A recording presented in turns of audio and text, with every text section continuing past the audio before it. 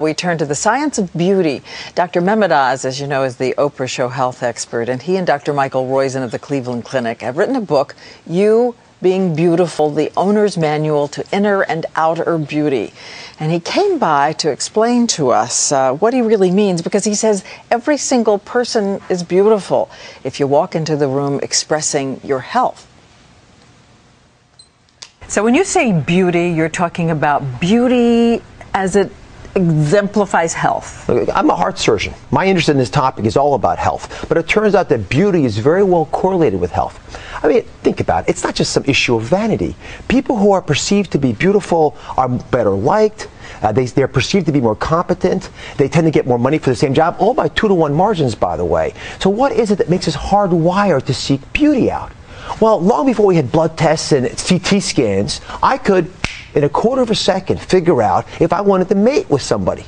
And that means that I was hardwired to look for that. And we've forgotten that basic insight. But as we think back to it, we begin to realize that there's some basic measurements that tell us if there's underlying health problems that are bubbling forth towards the surface.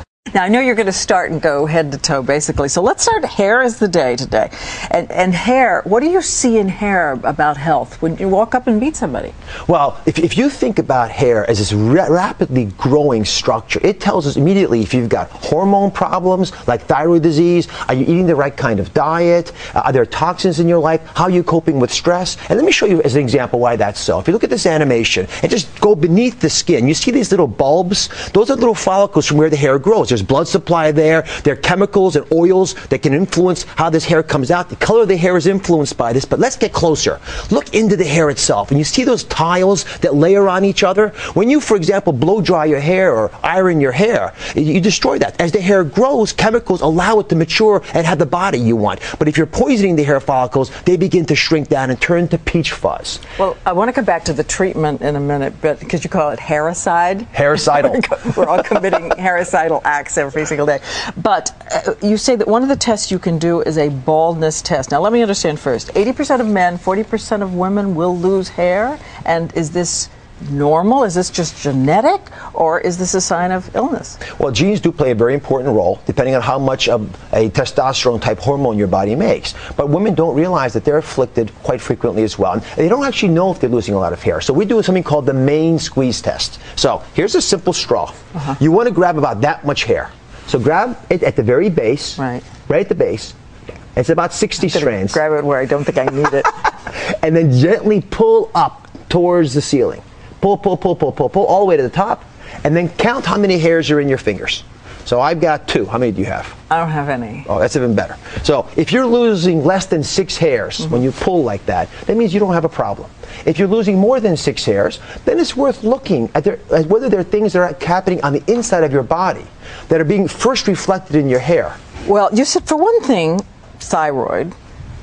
Another thyroid deficiency is the most common hormonal deficiency in Americans. By the time you're age 35, you ought to know what those numbers are. But for sure, if your hair has lost its body, if it feels like maybe it's coming out, you want to check thyroid levels. And something else you said, we think with men of having natural, healthy hair loss. And there is such a thing. Of course. And there are many men who lose their hair, and it's not a problem. And by the way, this comes back to that basic issue of authentic beauty.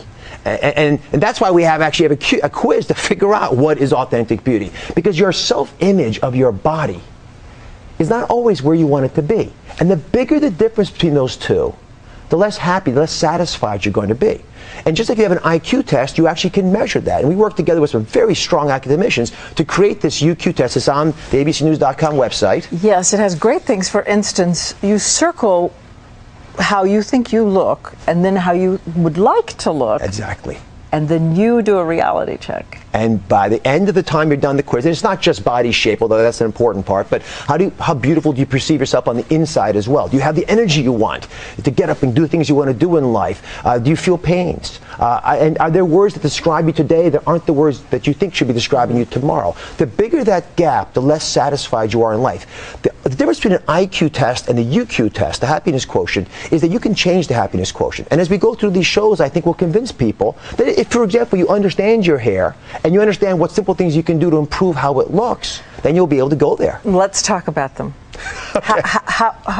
What's your objective? Is it long, if you want it long hair? Is it shiny? What are the things you're going for, and how do you avoid committing hairicide? Well, the key factors I'd realized, as I showed you, as those follicles come out and give us hair, those hairs have tiles on them. When you blow dry or flatten out hair, you actually evaporate those tiles. They start to crack, to fall off, and as they fall off, you lose the body of the hair. Likewise, if you're shampooing your hair every day, it doesn't make any sense. Unless you're working under a car, just wash your hair if it's dirty, because you actually overwash it. You don't get the sebum, the cream, to come up from the scalp. Diet? Diet critically important, because certain foods, for example, biotins, which are found in B-type vitamin, that are found in eggs and avocados, are very important to rebuilding those shingles. And omega-3 fats found in walnuts and flax seeds, you have to make the oil of the flaxseed to get that, are hugely effective by treating your hair, especially when it gets moist, like a fine silk blouse. And not combing it and shoving it and rubbing it and damaging it by all the things we do that are hairicidal. And eating the right foods to nourish it. It's a beautiful example of how inner health will percolate through to give you outer beauty. And finally, vitamin supplements? Vitamin supplements are effective in providing basic health, but I don't think we can correlate vitamins across the board with health. Now, if you're not getting your omega-3s or your biotins, then you're going to have to take it through a supplement. But in general, you should get the hair you want by avoiding injuring it and eating the foods that allow your body to naturally craft what you want. Okay, we've started with hair, and we're going to work our way down. Believe me, a lot more to go. Thank you so much. Always. And again, the book, as we know, is You Being Beautiful, and we're fighting over it here. And you can read an excerpt of Dr. Oz's book, You Being Beautiful, and take your Q quiz at abcnews.com.